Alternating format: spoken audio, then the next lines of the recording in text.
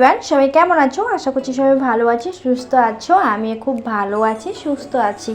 এটা হলো আমার মামামের সেকেন্ড পার্ট, যে কিভাবে কেমন করে ওকে শ্যুট করিয়েছিলাম। শ্যুটটা কিন্তু আমি বাইরের থেকে সেরকম কাউকে নিয়েই করিনি, আমরা নিজেরাই করেছি। কারণ আমরা মানে কার ইচ্ছা করেই করিনি, কারণ আমি মানে এগুলো করে একজনকে দিব অ্যালবাম সেট বানানোর জন্য, তার জন্য আমি আর বাইরের থেকে সেরকমটাকে তা আমরা নিজেরাই করেছি। তো এখন আমাদের প্যান্ডেলের মামামের শ্যুট হয়ে গেছে। তো এখন আমি যাচ্ছি মানে আমাদের বিসর্জন ঘাটে, মানে আমাদের বাড়ির সামনে যে বিসর্জন ঘাটটা আছে ওখানে আমরা মাম্মামকে নিয়ে যাচ্ছি। তো মাম্মামকে দেখো এখন একটু হাঁটে নিয়ে যাচ্ছি, কারণ আমি কিন্তু ওকে কোলেই নিয়ে গেছিলাম, কারণ ও যেহেতু অনেকটাই ছোটো, শাড়ি পরে ঠিকঠাকভাবে হাঁটতে পারছিল না। কিন্তু ওকে কোলে নিয়ে আমিও সকাল থেকেই দৌড়াদৌড়ি করে আমিও একদম ক্লান্ত হয়ে গেছি, তাই একটু নামিয়ে দিয়েছিলাম।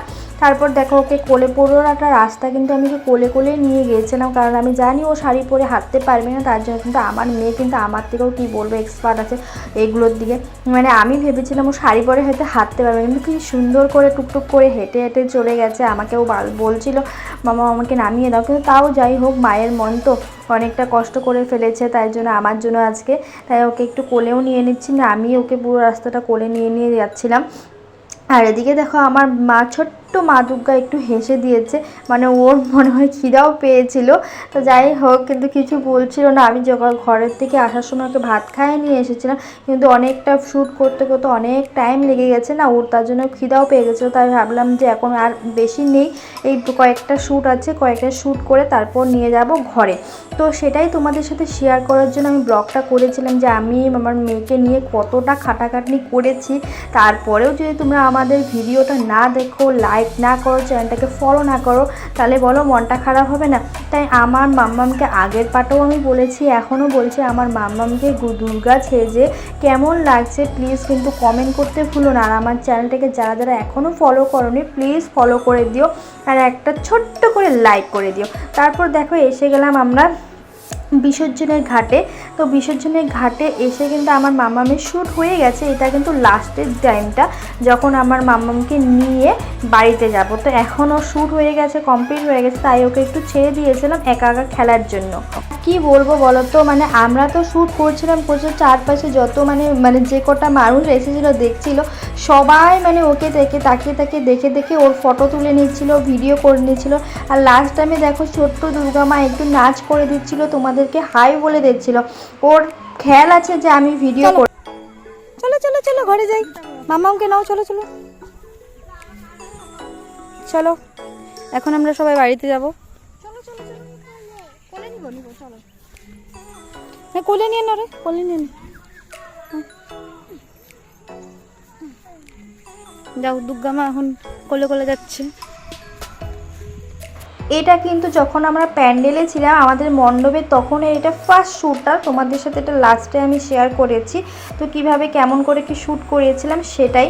তো এদিকে দেখো আমার মাম্মাম কি সুন্দর করে মানে স্লো মোশনে ঢুকছিল। ওকে যেরকমটাভাবে বলা হয়েছিল ও কিন্তু একদম পারফেক্ট সেরকমটাভাবেই করেছে, মানে কোনোটা পার্টও ভুল করেনি। বাচ্চা হিসাবে কিন্তু আমরা বড়রাই হয়তো ভুল করি, কিন্তু ও কিন্তু কিছু করেনি। দেখো কি সুন্দর করে, এতটা টাইম হয়ে গেছে, ওর মুখে কিন্তু কোনো রকম নেই, কি সুন্দর হাসাহাসি করে খেলছে, সবার সাথে এদিক ওদিক করছে। তো এখন কিন্তু এটা প্যান্ডেলের শ্যুটটা তোমাদের সাথে বললাম, আমি আগে শেয়ার করিনি, তো এখন করছিলাম। তো এদিকে একটু কয়েকটা ফটো নিয়ে নিচ্ছিলাম। শুধু ভিডিও করলে হবে, শ্যুট করলে হবে, কয়েকটা তো মা দুর্গার সাথে ফটো তুলতে হবে। আমি কিন্তু বেশি ফটো তুলিনি, জানো না, আমি কারণ ওকে নিয়ে ব্যস্ত ছিলাম, সেরকম টাইপের ফটো তুলিনি। নিশ্চয় জাস্ট 2-3টা হয়তো ফটো পাবে, আর সব মাম্মামের ফটোগুলো আর বাকিরা সবাই তুলেছে। আর এদিকে আমি ছোট্ট করে কয়েকটা রিলস করে নিচ্ছিলাম, যেহেতু ওকে নিয়ে আর আমি নিজেও টাইম পাইনি, তার জন্য তোমাদের সাথে ভিডিওটা শেয়ার করি। এতক্ষণে জাস্ট আমি মোবাইলটা ধরলাম, মোবাইল ধরে তোমাদেরকে প্যান্ডেলটা সব কিছু মানে করে দেখাচ্ছি। তো এতক্ষণ কিন্তু সবাই আমার মোবাইল ক্যামেরা করে দিচ্ছিলো, আমি কিন্তু এতক্ষণে আমার নিজের মোবাইলটা ধরলাম, কারণ আমি আমার মাম্মামকে নিয়ে বিজি ছিলাম, তার জন্য আর মোবাইল ধরতে পারিনি। যাই হোক, যেই করুক না, কারণ আমার ব্লগ তো এসেছে, ভিডিও তো হয়েছে, তার জন্যই যে তোমাদের সাথে সবটা শেয়ার করে নিচ্ছে। তারপরে এদিকে আমি কয়েকটা মানে ফটো তুলে নিচ্ছিলাম, বলছিলাম যে আমাকে কয়েকটা ফটো তুলে দে, কিন্তু ফটো আর তুলতে পারিনি, মাম্মা আমাকে ডাকছিল, তাই আর ফটো তুলতে পারিনি। কয়েকটা ছোট্ট করে ভিডিও করে নিচ্ছিল। আর আমাদের দেখো পুজোর মণ্ডপ কিন্তু প্রায় হয়ে গেছে। এদিকে আমরা পুজোর মণ্ডপটা পিছন দিকটা গিয়ে ভালো করে একটু দেখে আসলাম। এবার হয়তো পুজোর মণ্ডপটা না অনেকটা উঁচু করবে, সেটাই দেখছিলাম। আর এবার মণ্ডপটা মানে প্রত্যেকবারই আমাদের এই প্যান্ডেলটা সুন্দরই হয়। তারপর দেখো বুনু ফটো তুলে নিচ্ছিল। চলো এখন ঘরে যাই, অনেকটা লেট হয়ে গেছে। তো ঘরেও চলে আসলাম। তো এখন জানো কটা বাজে, প্রায় বাজে সন্ধ্যা 6টা। জাস্ট এসে আমি ড্রেস চেঞ্জ করে তোমাদের সাথে ভিডিওটা শেয়ার করছি। এখনও কিন্তু খাওয়া দাওয়া আমাদের কিচ্ছু হয়নি, এখন খাওয়া দাওয়া করবো। চলো টাটা আজকের মতন।